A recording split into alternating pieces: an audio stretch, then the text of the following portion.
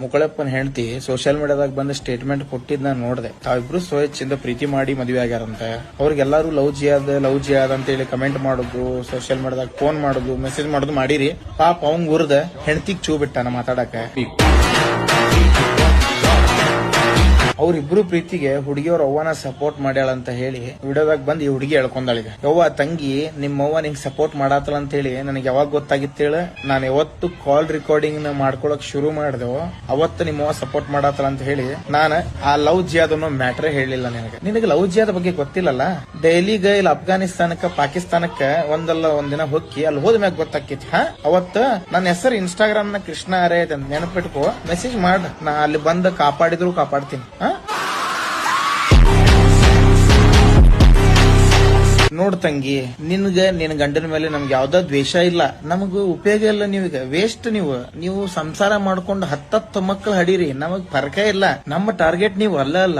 ಈ fake document ಇಟ್ಕೊಂಡ sub register ಆಫೀಸ್ನ್ಯಾಗ ನಿಮ್ಮ ಮದ್ವೆ ಮಾಡಿಸಿದ್ರಲ್ಲ, ಆ ಒಂದು ಆಫೀಸರ್ ನಮ್ಮ ಟಾರ್ಗೆಟ್. ಫೇಕ್ ಡಾಕ್ಯುಮೆಂಟ್ ಇಟ್ಕೊಂಡು ಹೆಂಗ್ ಮಾಡಿದ್ರ ಅವರು ನಮ್ಮ ಟಾರ್ಗೆಟ್.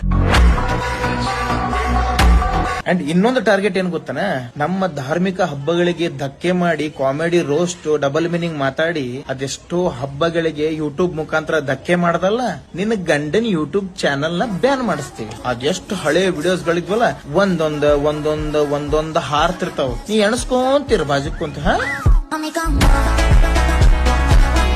ಮುಖ್ಯವಾದದ್ದು ಏನಪ್ಪಾ ಅಂತಂದ್ರ, ನಿಮ್ಮ ಲವ್ ಸ್ಟೋರಿನ ಇಟ್ಕೊಂಡ 1 ವರ್ಷದವರೆಗೂ ನಮ್ಮ ಹಿಂದೂ ಸಮಾಜವನ್ನ ನಾವು ಎಚ್ಚರರನ್ನಾಗಿ ಮಾಡ್ತೇವೆ, ಪೂರ ಜಡಿತೀವಿ. ನಿಮ್ಮ ಸೋಷಿಯಲ್ ಮೀಡಿಯಾದಾಗ ಎಲ್ಲಾ ಇನ್ಕಮ್ ಗಳನ್ನು ಕಮ್ಮಿ ಮಾಡ್ಕೊಂತ ಬರ್ತೀವಿ.